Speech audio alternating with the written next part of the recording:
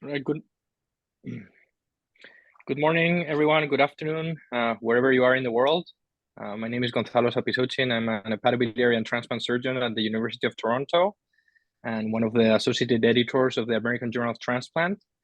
I'm very excited to moderate today this AJT mini-series on minimally invasive living donor hepatectomy with one of my friends and distant mentors, Dr. Cherki. Daniel. Hi, everyone. I'm Daniel Cherki. I'm the chief of hepatobiliary and transplant at Paul Broos Hospital. And I was one of the early advocates of minimally invasive surgery in donor hepatectomy. So I'm very glad to be here with all these distinguished speakers. And I'm very happy to co-chair with Gonzalo. So we can start now, I suppose. Yeah, so we're going to get everyone to briefly introduce themselves. And I'm going to start, I guess, calling names briefly. So Dr. Chia. Yili Chia, Houston Methodist. Dr. Rella. I think you're muted, Mohammed. Mohammed is not. Mohammed Rella. I'm a liver surgeon from southern India, from Chennai. I was working in King's for many years and moved to India about 12 years ago. And we run a good, large program here. Dr. Boring. Yes, thank you for being here. And my name is Dieter Bröhring. I'm the director of the Organ Transplant Center at King Faisal Specialist Hospital in Riyadh, now since 13 years. And before I was working in Germany, in Hamburg University. Thank you, Dr. Balci. Hi, this is Deniz Balci from Istanbul Bahçeşehir University. I moved here recently, almost less than 2 years ago, and I was in Ankara University for a long time. And thank you for the invitation to join on the webinar. And finally, Dr. Su. Yeah, hi everyone. I'm Kyung-Suk Su from Seoul National University Hospital. I'm a liver transplant surgeon. Thank you. Excellent. So one of the, I hope everyone in the call or in the webinar has been able to watch some of the pre-recordings. We had very good recordings. And the reason we did this is because there's been obviously some recent publication in the American Journal of Transplant on minimally invasive living donor hepatectomy. We have some of the senior authors of those manuscripts here, Dr. Su and Dr. Bröhring, both on the laparoscopic minimally invasive donor hepatectomy and the robotic living donor hepatectomy. So I think we have a little bit of a balance on still some open surgeons, some laparoscopic living donor surgeons, and some robotic living donor surgeons. So I think this is going to generate some fun discussion, I hope. So I guess we'll start just, throwing out some questions to the panelists. So, certainly, living donor hepatectomy is growing, but I think still, this represents a minority. So why don't we start discussing what do you guys think are the benefits of minimally invasive in living donors? And I would let anyone start. Dieter, you had a nice list of benefits in your lecture. I've seen your lecture. Why don't you start? You had about 10 points there, actually. Thank you. I think, first of all, I'm very happy that we have the opportunity here to really talk about the minimally invasive approach, because I really believe that every donor in the world deserves a minimal invasive approach. This is the most important thing, and we have to work together that open surgery will disappear in the world, because living donors are healthy people and they deserve most, in general, in every hospital, minimal invasive surgery compared to others. So to the question now, we had the cosmetic superiority, I think it's very obvious, but this is not the main reason why I do it.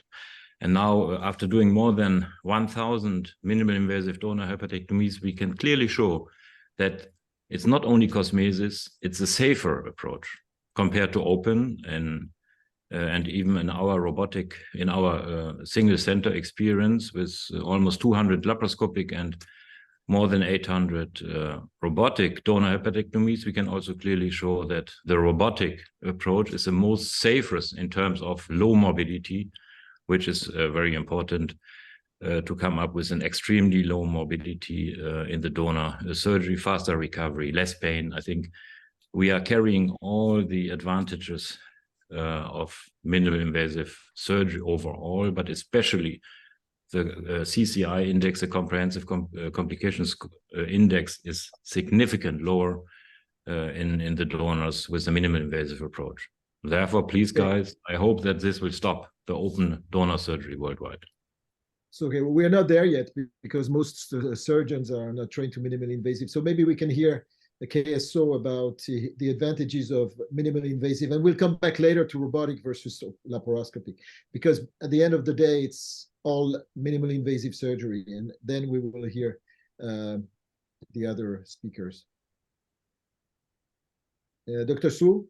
Yeah, I agree, but anyway, in general, laparoscopic surgery provides less pain and faster recovery and short hospital stay and better cosmetic outcome. But in donor surgery, I think I say with Bruce, I think cosmetic outcome is most important thing in donor surgery, is because we have a lot of young women donors. Actually, 1/3, 1/4 is of young women donor, and actually is we don't want to make a permanent scar left in the abdomen. And donor is not a patient.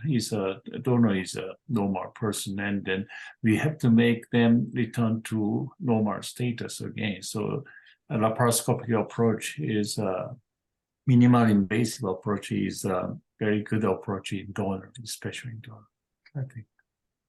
Dr. Shea? I think we're fortunate that we can actually extrapolate some of the data from non-donor liver resection performed in minimally invasive methods, where it has been shown to be associated with less blood loss, less transfusion rates, lower morbidity, definitely lower length of stay. And laparoscopic donor hepatectomy has proven, mostly by our Korean colleagues, to be associated with improved quality of life, improve sense of self because of the cosmesis, but also from being able to return to work earlier and stay shorter in the hospital. I would like, you all made a lot of point about short-term outcomes, which is very important, but I think there's long-term issues as well, including the incisional discomfort. Of course, you have body image, but not only. About return to work, there's been papers showing that there's earlier return to work, but long-term, the open approach is a scar for life. This is returning to normal life, I believe. So, Dr. Balsi, I think you don't use minimally invasive surgery, or maybe I'm wrong. Yes, I have to admit I'm kind of in a awkward situation. Being one of the youngest of these top experts in the world, I come from, probably represent the next generation. We use advanced minimally invasive surgery in advanced liver surgery. Like one of my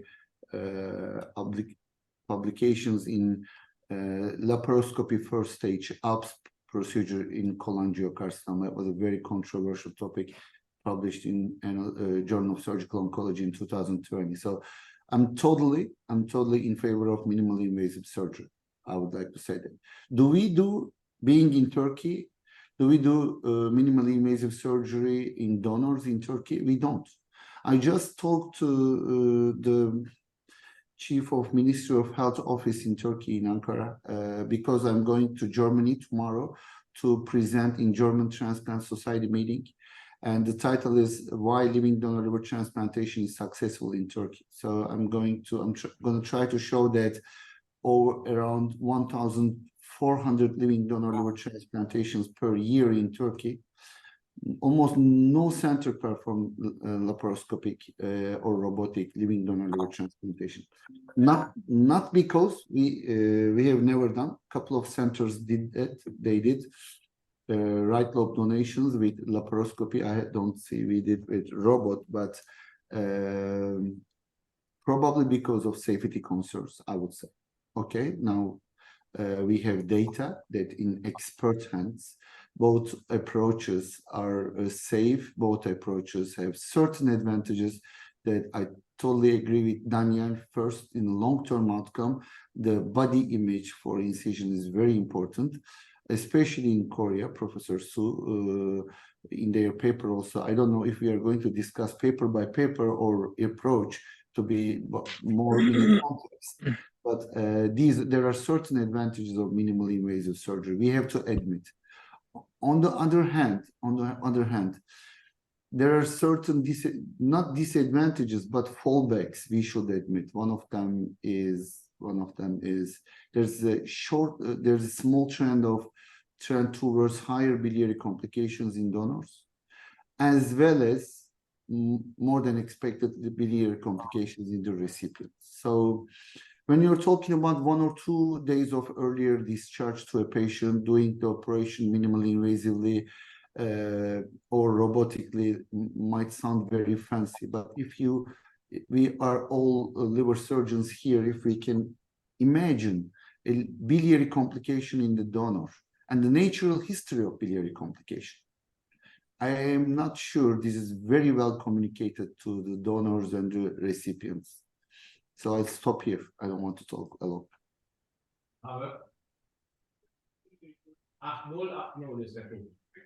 Can I? Hello? Yeah, we can hear you, Mohammed. Yeah, we can hear you. Mohammed, please go ahead. The first point to say is, I think for any new technique, I would consider this still a new technique, even though the volume in the 2 centers we have, both with Dita and Professor Siksu, is huge now.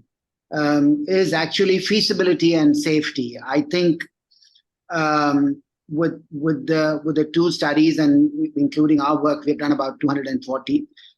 I think it's very feasible, and data has shown that last year 100% of the patients were done robotic, and therefore there is no doubt about the feasibility.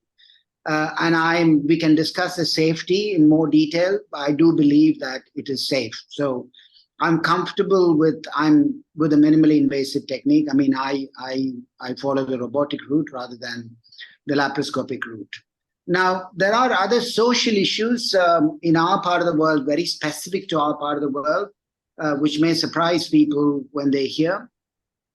When a parent donates to a child, a scar is not an issue. I don't think anybody worries.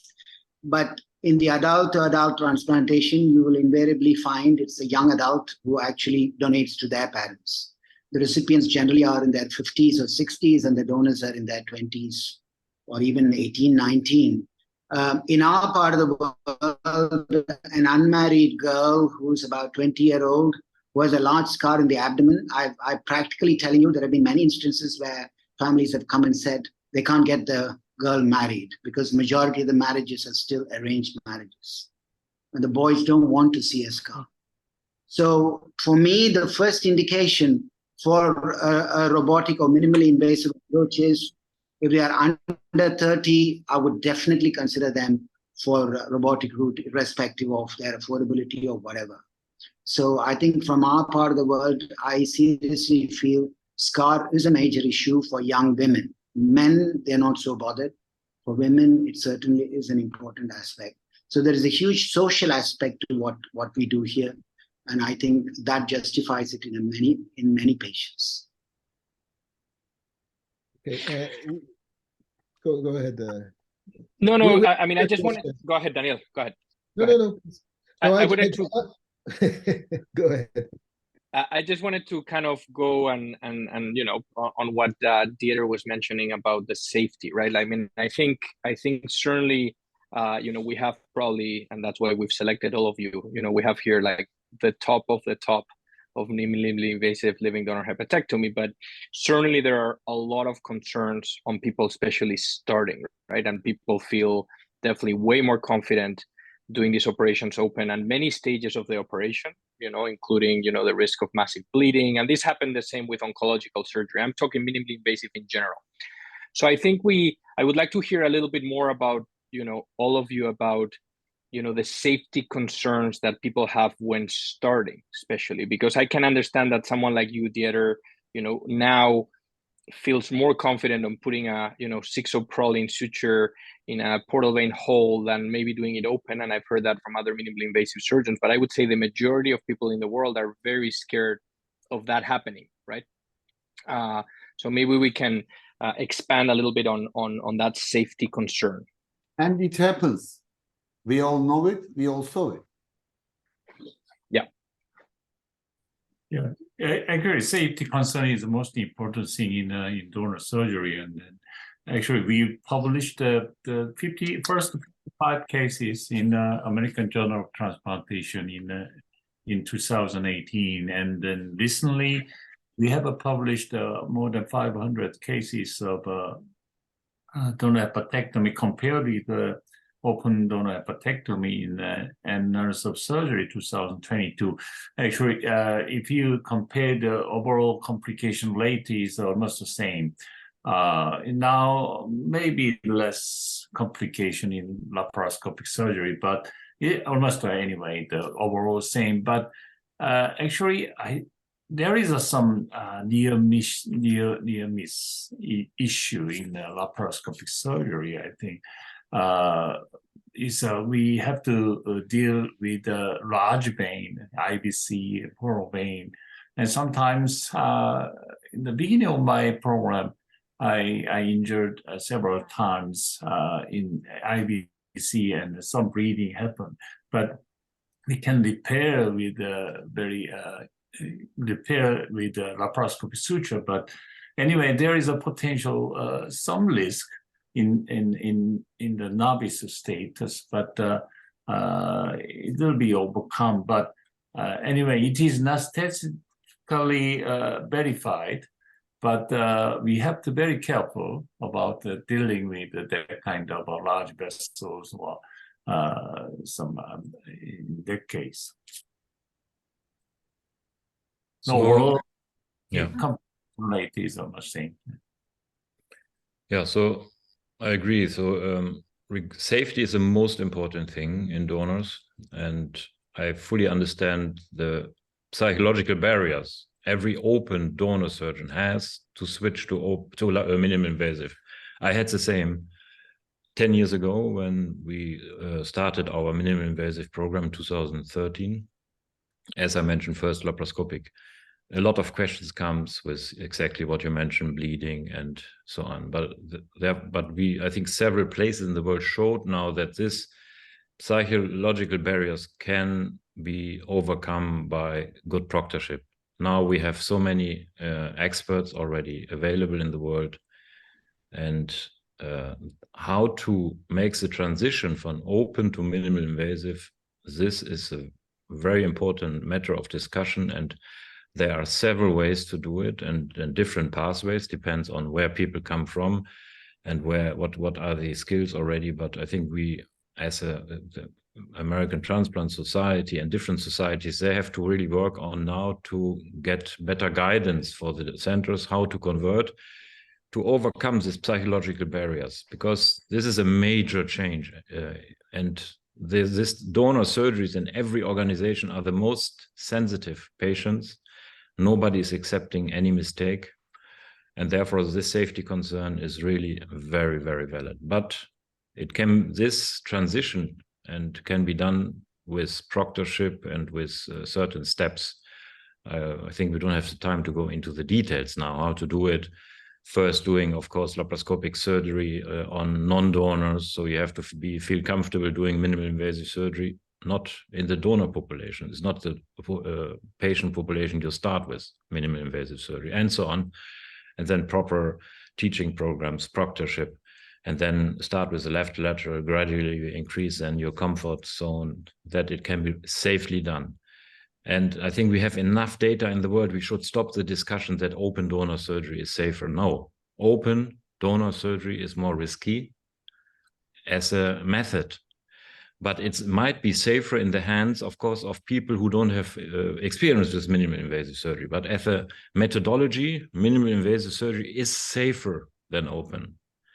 But again, so if somebody has no experience, with minimally invasive surgery, then for the donors, it's better he's doing it, the surgeon is doing it open. Yeah, so it's a matter of skills and training. But we should stop the discussion that open surgery is, I think it's not fair scientifically also, because it's now proven that minimally invasive surgery is safer than open surgery. I think it's a bold statement, but in any case, I would just mention just a little phrase here is that I think living donor hepatectomy is not for everyone. If you do it open, you need training. If you do it lap, you need training. If you do robotic, you need training. So this is a surgery for trained surgeons. This is serious matter, and so what is safe is what you do well. That's so. Maybe we can hear from the others, minimally invasive surgeons, Dr. Shea and Dr. Rella, please, about the safety issue and the training. I agree. I think it's a little bold to say it is safer. I wouldn't say that open surgery is actually more dangerous than minimally invasive. I wouldn't go that far. The fear is there. I think for me, to get started, there was a huge fear how quickly one can convert, but which is why I started the first 25 cases with left lateral segment, and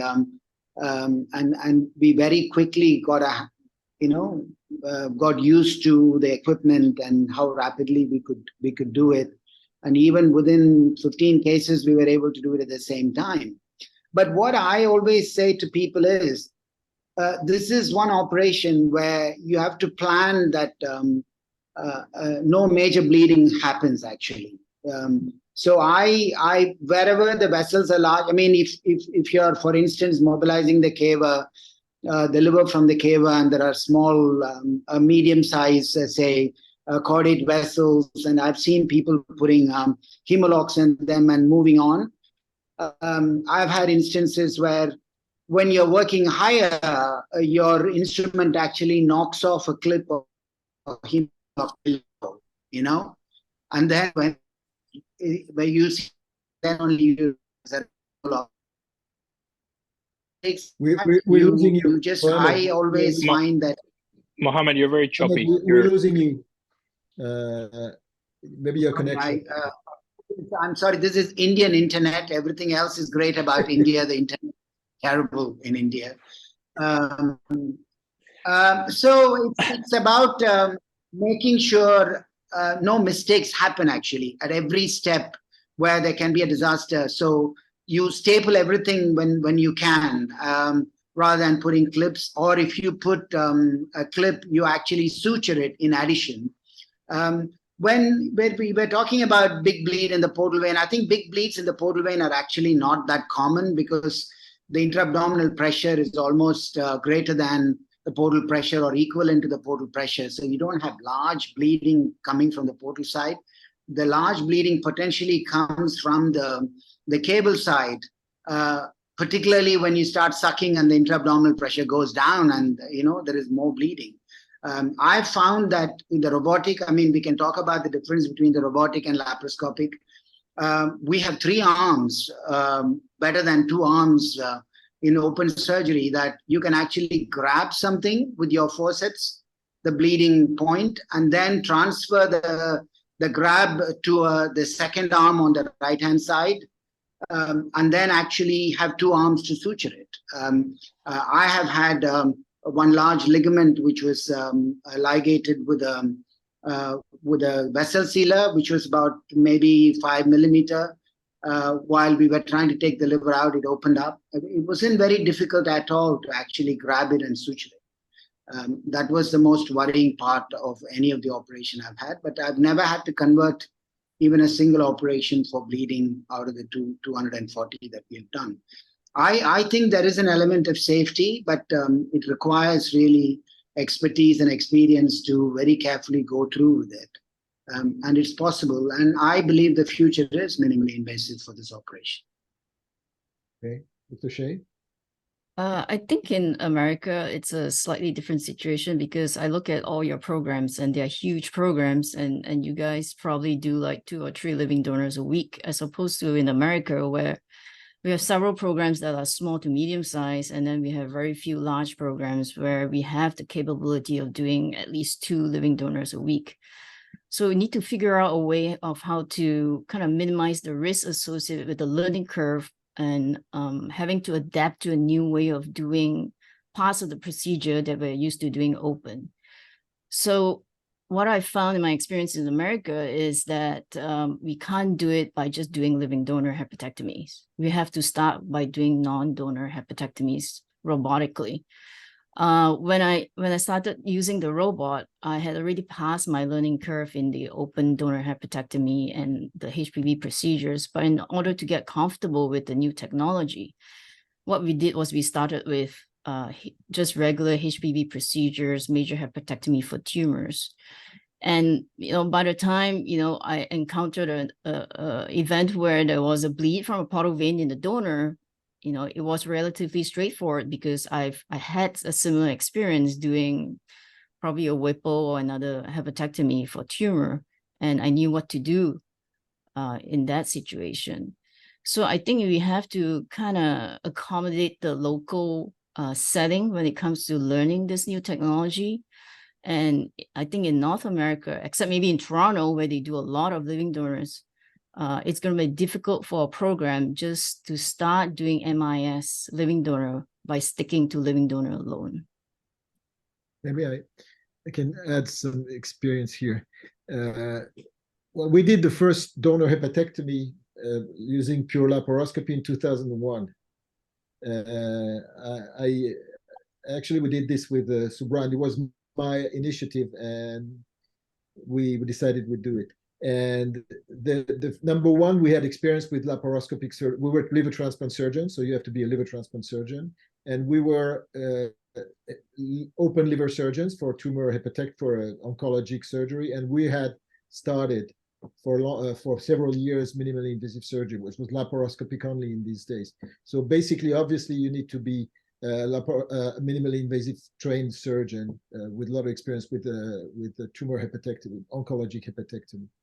One thing also is that the best way to deal with bleeding is to avoid it, and the concentration during minimally invasive surgery is higher than it would be in open surgery because we know we can stitch very easily. Maybe with the robot you can stitch, but you still need to get the arm out and put the stitch in. So it's not so straightforward as some people want to say. So I think it's about the same. And basically, more concentration and avoid any bleeding. Be more careful than usual. I agree with the clip slipping. This is a big issue, and this is something that is very, very important. And you have to be able to deal with injury. And once again, this is a matter of training, in my view. And one final thing, you guys have huge programs, but in France now, only 3 or 4% of liver transplantation are living donors. And basically, we have done here only 80 minimally invasive donor hepatectomy. And despite this kind of volume, we had no problems in donors. So it's a matter of training and concentration. Yeah, Dennis, go ahead.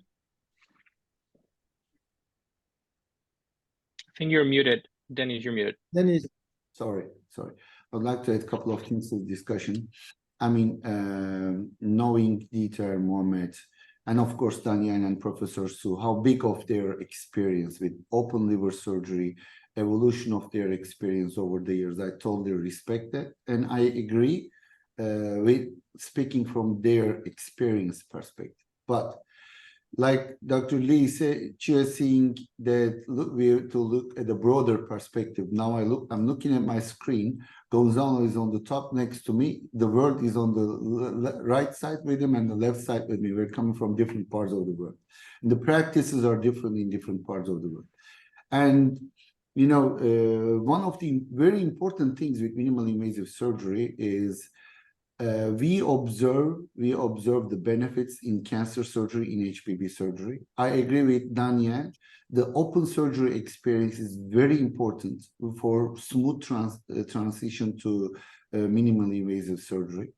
I know Dieter thinks differently. However, an open donor surgeon will be much safer to do the same procedure with minimally invasive surgery.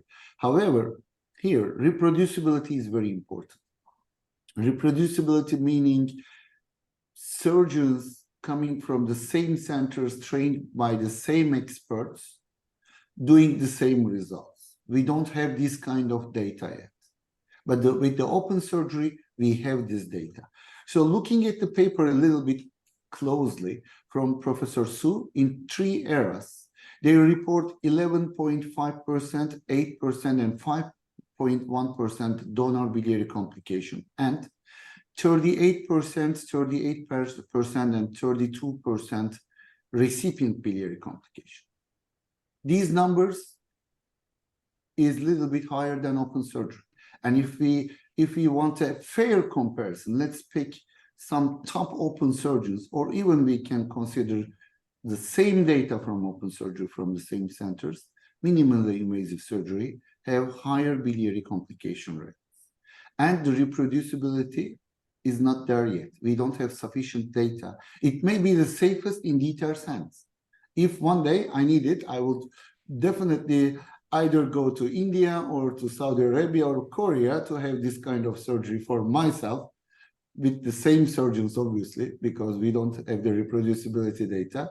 But we should admit that the results is coming from only limited number of centers. So it is yet early. It is yet early to say that it will be the safest and it is the standard. I think the question is, looking at the French experience as well, a donor death is very detrimental on not only on the donor family, obviously, and the program for the surgeon and the institution, but also for the profession. And on a country level, we know that what happened in Mount Sinai and the aftermaths of what happened, the donor death in United States, set back the United States programs 10 years. And a similar thing happened in France. And now the living donor liver transplant rates in France is very low. And other countries in Europe followed their lead. So the living donor liver transplantation on a continental Europe base is very low. So I think we have to be careful when selecting the patients. I think the best experts we have here on the world right now are here. They have the responsibility to tell us what is the best patient selection for smooth transition. It will not be for every donor. I do not agree with that. If you have a very high risk biliary anatomy or let's say portal arterial anatomy, and you have a novice surgeon in the team who is going to do this, it's not the right match. I think we should definitely set the ground rules to do that. Thank you. That was I want to, sorry, go ahead, Daniel. So donor selection was one of the issues we wanted to address. Just for the precision, the numbers in France are not low because there was a donor death 10 years ago. This has some implications at the time, but the donor living donor is small because we have many, as they have in Spain, many cadaveric donors. So the need is much less. Yeah, I would like to just keep going on the topic that Dennis was bringing up and Daniel just brought up. So I would like to get the panelists. So a couple of things. One is to talk about donor selection and how you make that transition. I mean, I think again, probably Dieter, is already doing donors, whatever I've heard from before, but he can speak up to that. But I guess it would be important to understand how is the process, and also from the laparoscopic approach from Dr. Su. And the other thing that I think it's important that Dennis is bringing up a little bit, and I would like to get all the panelists, is that so far, at least, my impression, and obviously I haven't visited any of your centers, but my impression is that this so far is being a, single woman show or single man show where, all of you are basically taking the lead, doing all the cases, you have an amazing team around you, and, you just do it. But how do we implement this, to younger surgeons? How do we train? How do we train a whole team when things need to be shared, etc.? Because again, I think centers are very different. So I would like to emphasize, I guess, those 2 points. One is donor selection, and the other one is how, we move from one person doing all the cases to, making it a team effort. Yeah, thank you. These are 2 very important points. Number one, of course, what I already mentioned, it's important to start with simple anatomy cases. In general, starting with the left lateral donor, I think it's clear then moving to the left if you do lefts, but some centers are only doing rights. And or then if you don't do left, then you have to go to the right. You have to select not too big lobes in the beginning, so let's say not more than 800 gram, and single anatomy cases for the donors. So this is, I think, the selection criteria everybody is starting with. And then gradually, depending on the case number you have and the outcome, you can then extend to all kind of anatomy. And as you know, and same what Professor Rehler was mentioning, that the if you have enough experience, we don't see any situation, any need that you have to still do open donor surgery from anatomical perspective or any circumstances. We cannot imagine that we can, then this is a total contraindication to use this person as a donor, but all anatomical situations, and theoretically, and we show it now over more than 1,000 cases, there's no need for open donor surgery but this stepwise concept, I think, is very important for the safety. We have now coming to the next question, the training. So we have now several examples of visiting surgeons coming to us to Riyadh, and then extrapolating this knowledge to practice then in their home city, and how fast they can do it. Also, we have experience that people come to us and stay 1 week, and then immediately they were able to successfully do robotic donor hepatectomies, right? Because they were already masters in Whipple, robotic Whipple, and robotic all type of HPB surgery, plus open donor surgery. If somebody is coming with this high, extremely skill level already in minimal invasive surgery, he can relatively fast move to the donor surgery. Other people, they need much more time. They spend 3 months with us, and then going then through first starting with robotic, implementing first robotic HPB surgery, and then going slowly into the donor part. So I think this depends where you're coming from, and also what I would like to just open this discussion, not now, but just we have also to talk about the education system in the country and the financial system in the country and the access to robots.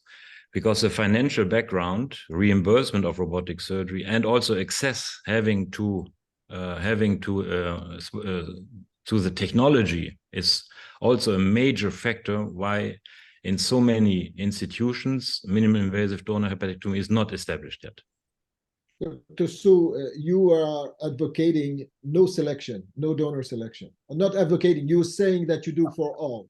Around the 90% are done by pure laparoscopy. We have done more than now, almost 800 cases were done by pure laparoscopic technique, but around the 90% are done by pure laparoscopy. Exception is sometimes an unusual graft, like a right posterior graft or right anterior graft, or some emergency situation. We don't, in that case, we don't have a scopist or some assist. So we emergency case, or sometimes donor or family don't want to operate by laparoscopically. So other than anatomic variation is not a big issue. And other hospital in another hospital in like a Samsung Medical Hospital, they do 100% of donor surgery by pure laparoscopic technique.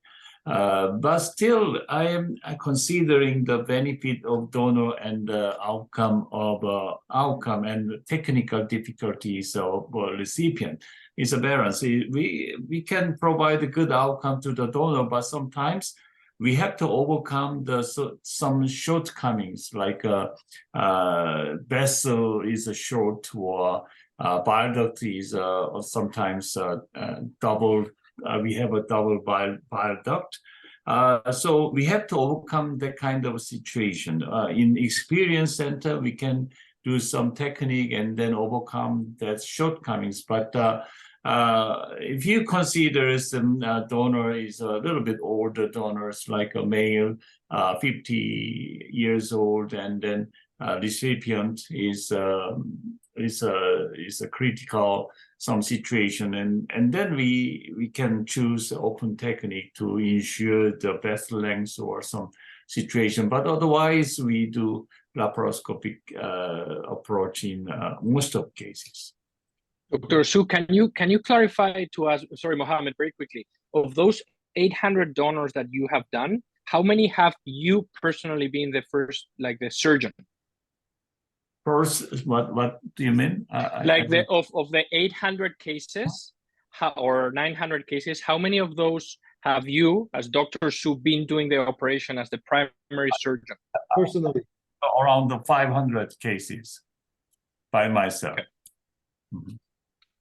that means that the other 300 were done by one person or several persons? One person now, another one guy is participating in surgery, like 10 cases now start. Everywhere, not all team does the donor. Usually, even in open surgery, there's a selection of surgeons doing the donor. In my what I've seen worldwide. Mohammed. Yeah, I think there are two aspects to training here. I mean, if we go back to the history of liver transplantation, they all started in Pittsburgh or, in UK King's or in Paul Bruce, where you were. And the operation disseminated from people who trained in Germany. And many people set it up. That may be one of the possibilities. But the current issue is there are many centers now with many experienced surgeons who are already very experienced in living donor hepatectomy who have done 500 or 1,000. It's those people are the ones who will acutely want to actually start the program, who may not have much experience in minimally invasive surgery. So that is where we need to have really how they're going to take it on, what kind of cases they're going to do, because they're all very experienced people. If we are going to say, you should have done 200 open hepatectomies, donor hepatectomies to take on robotic or laparoscopic, that's not going to be possible in 10 years' time. In 10 years' time, you'll find that people who train in Riyadh would have never seen an open donor hepatectomy. Or people who trained with me would have seen only 20% of the patients who are donor hepatectomy, or with Professor Siksu, only 10% of the patients. So in the future, we cannot expect the new surgeons coming up to have done open operation to take on. So all of these big centers who are now doing minimally invasive will be training a new generation of surgeons who will only learn from minimally invasive. And they will disseminate from there into other programs and bring minimally invasive to other experienced units. So actually, when we are considering training, we have to consider completely two different sets of people, because this is going to be taken on by experienced people. And we need to actually mentor the experienced people as to how they're going to start doing. Plus, at the same time, we are training many junior level people, like in your Dr. Siksu's unit, where 300 have been done by others. I mean, out of 240, I'm sure about 100 of them have been done by other surgeons in our unit. So there are about 4 people who are learning currently in our unit. And I'm sure in Saudi Arabia, there are 8 people doing training at the moment, because you're doing 2 donor hepatectomies in one day. So the dissemination will happen in 2 different ways, I believe. And we cannot have a rule that for the young people, you should have done 100 donor hepatectomies to take on minimally invasive, because in the future, that's not going to be possible. Yeah, I fully agree with Mohammed. There's no rule, but this is a surgery for very well-trained, experienced surgeons, even in the new generation, I believe. Dr. Shea? In America, the UNOS regulation states that each donor surgeon have to perform, I think it was 8 donor hepatectomies in the last 1 year or 2 years. So most centers in America will have either 1 or maybe 2 designated donor surgeons only. So situation here is a little bit different, mainly because our volumes are very different. In my previous center, we had 2 living donor surgeons. One of them was myself. I can say that my senior donor surgeon did not learn robotic surgery.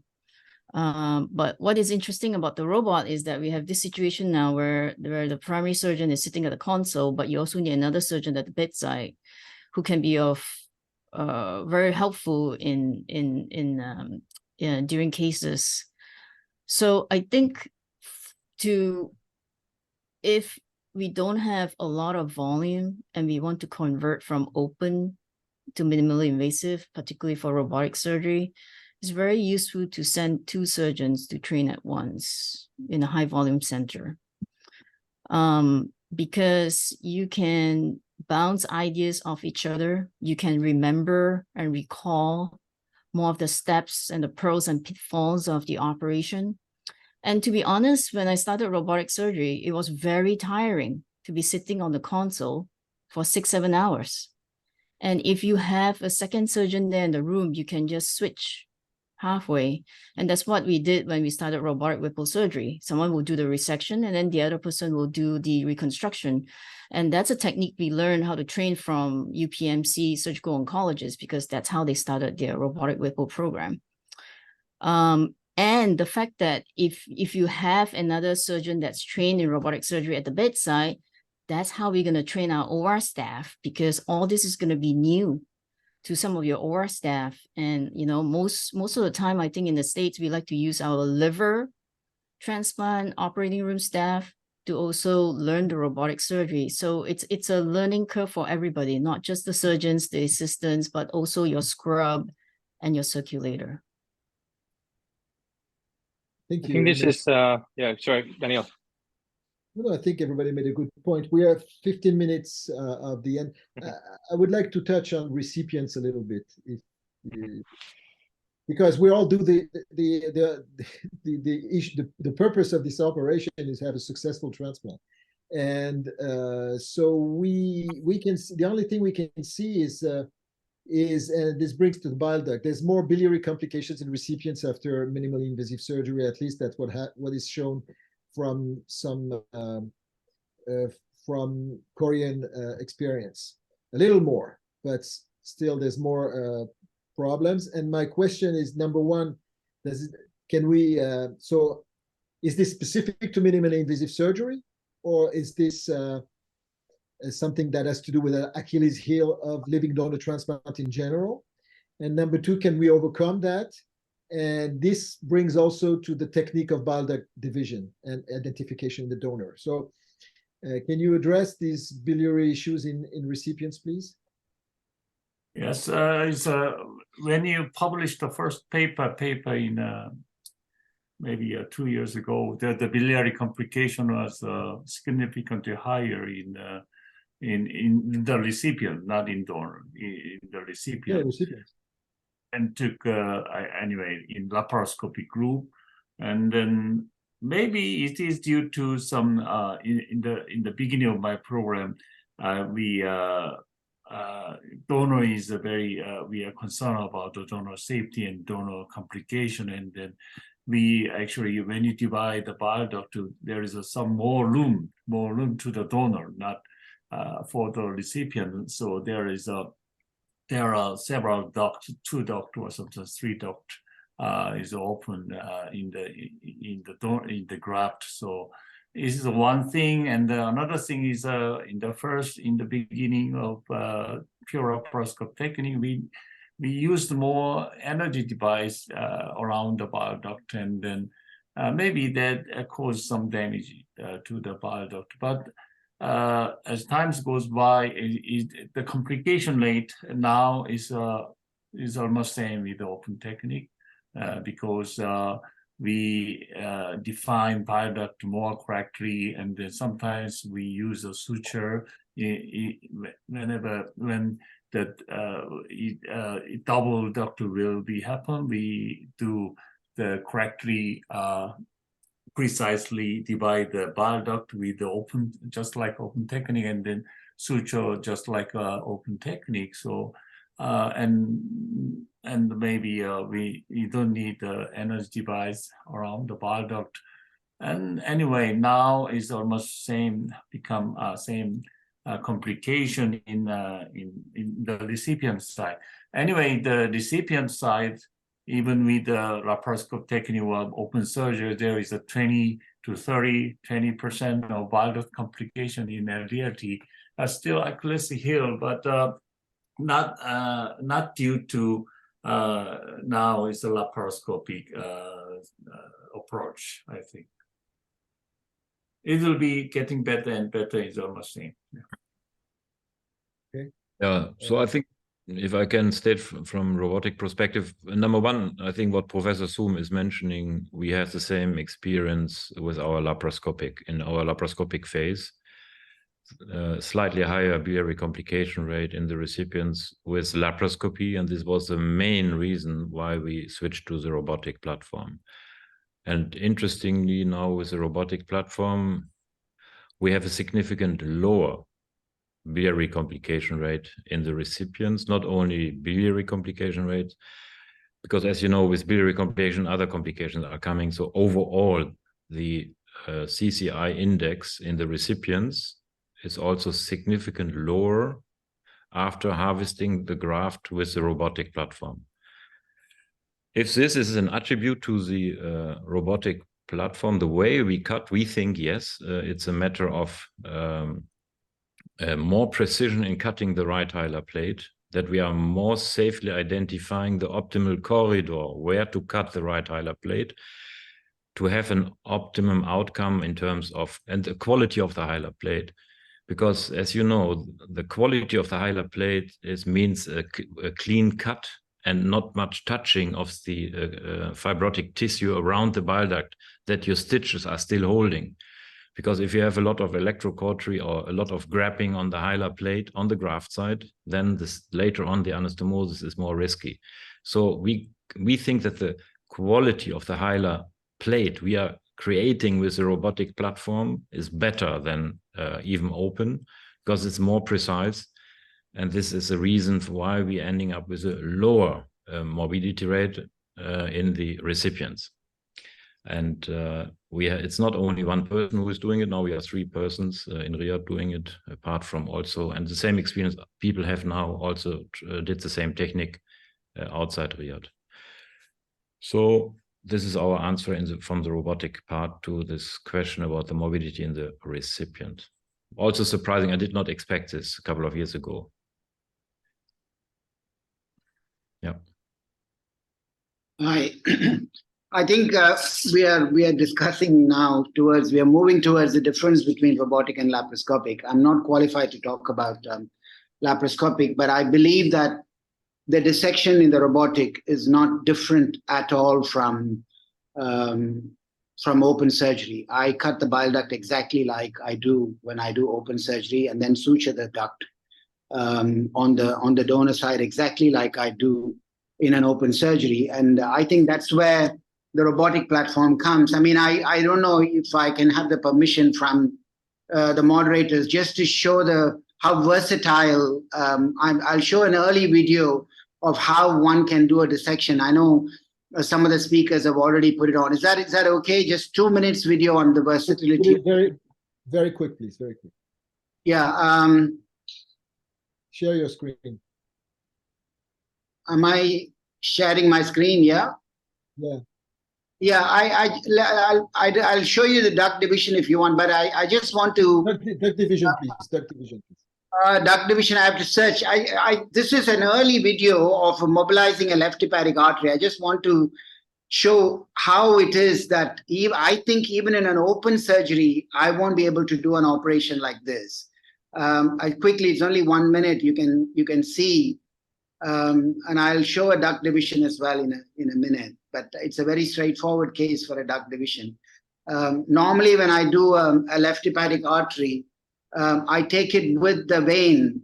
Here you can see with the magnification. Sorry, we don't see Mohammed, we can't see the video. Maybe it's a different screen, but we can't see the video. Okay, I think maybe the thing is very poor. Okay, I'll stop sharing. You can't see it at all? No, we can't see. We can only see your. No, we can't see your video. The file. We see your desktop. Sorry. Yeah. Sorry. Sorry, Mohammed. Yeah. Yeah. We just have 6. Yeah, we just have 6 minutes, so I'm sorry. Sorry, Mohammed. I guess one of the things, again, just moving kind of towards the end, and as we are comparing the, laparoscopic and robotic platforms, one of the questions I wanted to bring up to the group is, we do a lot of, oncological laparoscopic surgery. I think there's several laparoscopic surgeons here, and I personally love to use the CUSA, and the CUSA gives you, you know, amazing dissection as you're transecting the liver. So can you guys comment on the differences between the robot, or, you know, I think what most of you are doing, but it's true that some robotic surgeons are using a different, you know, side port, and there's a side surgeon using the CUSA. Is that necessary? Not? How is the technology advancing? What are the differences? I personally, when I see robotic videos, I don't find them as nice as when I see, you know, laparoscopic dissections with the CUSA, but would love to hear everyone's comments. No, let me start. So I think this was also, it's for everybody who is doing open donor surgery. I could also not imagine doing any donor without CUSA. Yeah, this is when you are only doing open. This is the biggest psychological problem in the beginning.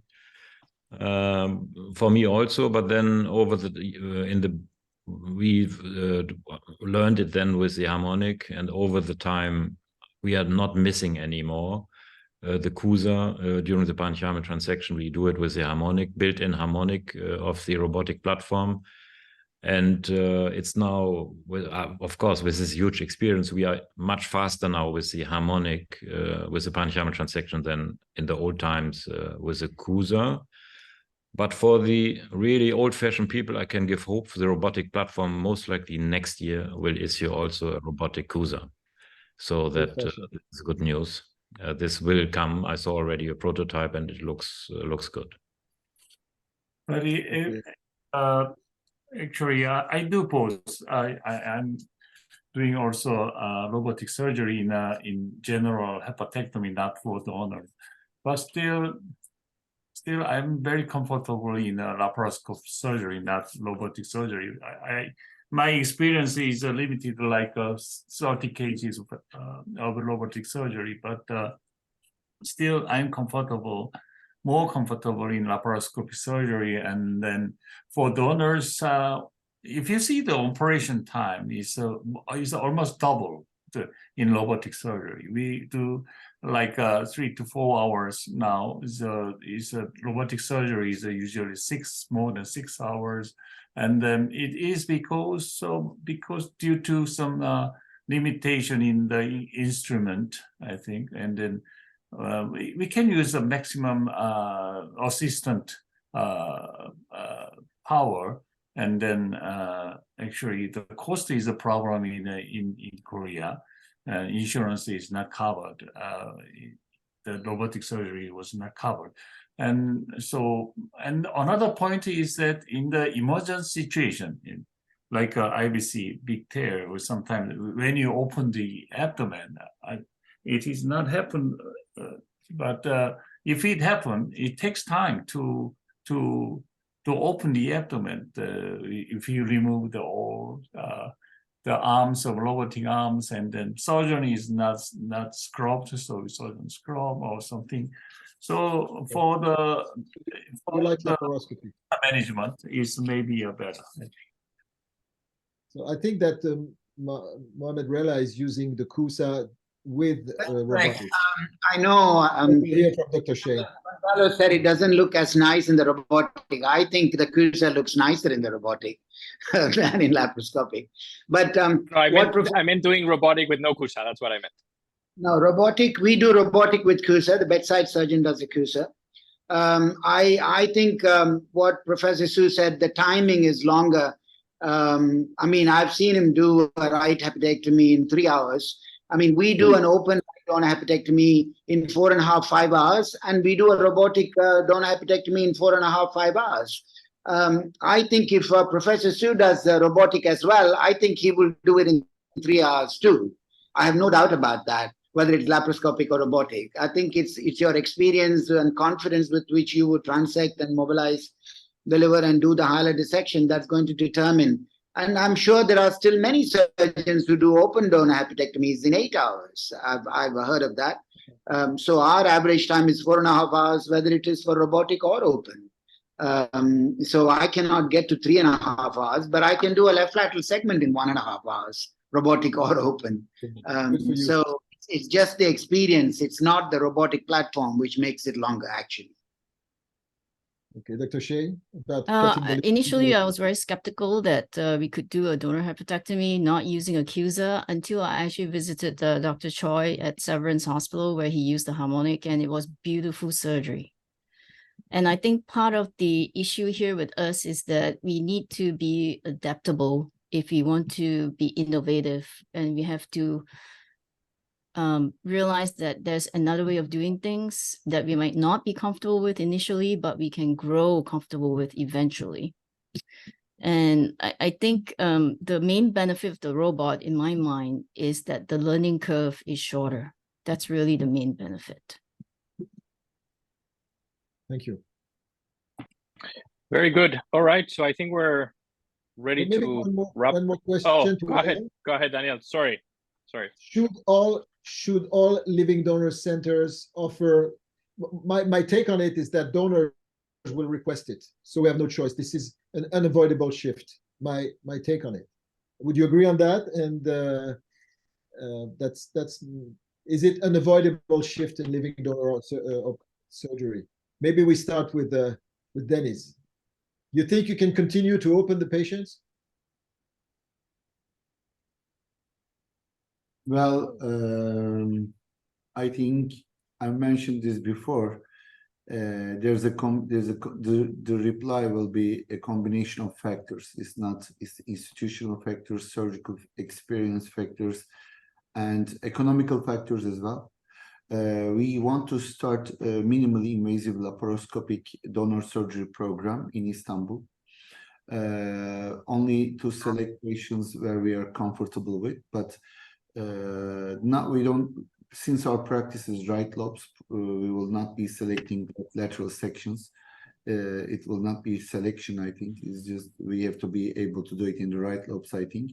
But I still do not believe it is for everyone. I still do not believe it will be the standard norm in the coming 5 to 10 years. The training is an issue. Reproducibility is an issue. Donor biliary, as this becomes more widely applied, we will hear more.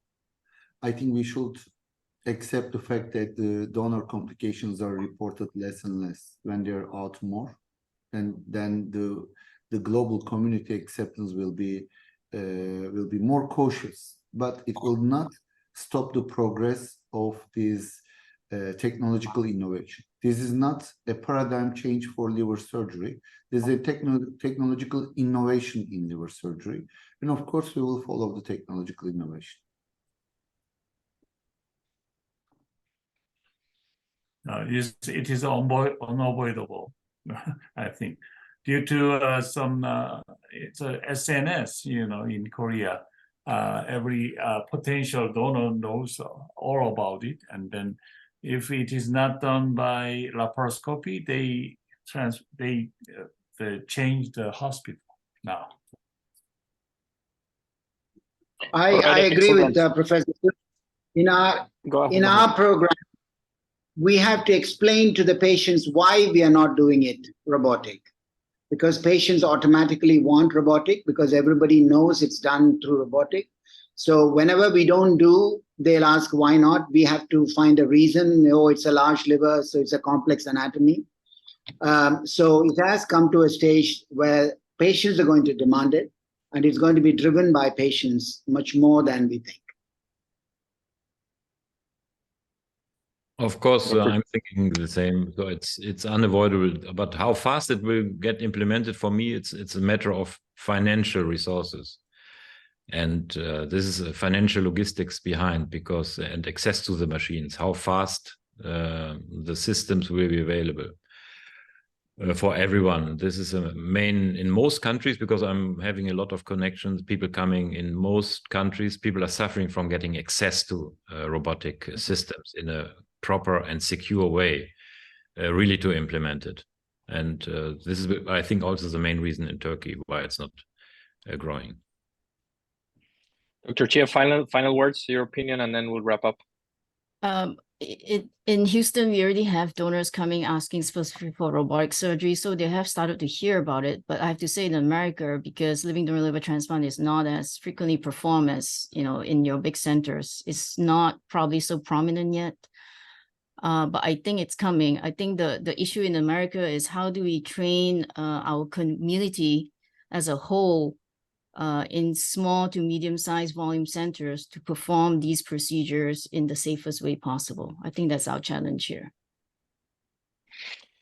Excellent. Well, I think that was fantastic. I would like to thank my co-chair, Dr. Cherki, for sharing this with me, and obviously thank all the expert and panelists. I think it was a very good discussion. I agree that this is unavoidable, and in some years we will be talking about doing all these donors minimally invasive.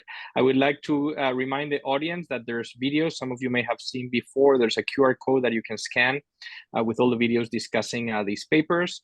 And if you can move to the next slide, we will have another AJT mini series coming up at the end of November, now going to even a more controversial topic, which I'm sure Dr. Broering will think that will be just the way to do it, which is actually doing minimally invasive liver transplants. This will happen on November 29th, and obviously we'll be very excited. And I hope everyone can join. I would like again to thank everyone, and everyone have a good day, good night, or wherever you are in the world. Thanks again. Thank you very much. Thank you. Bye-bye. Thank you. Bye-bye.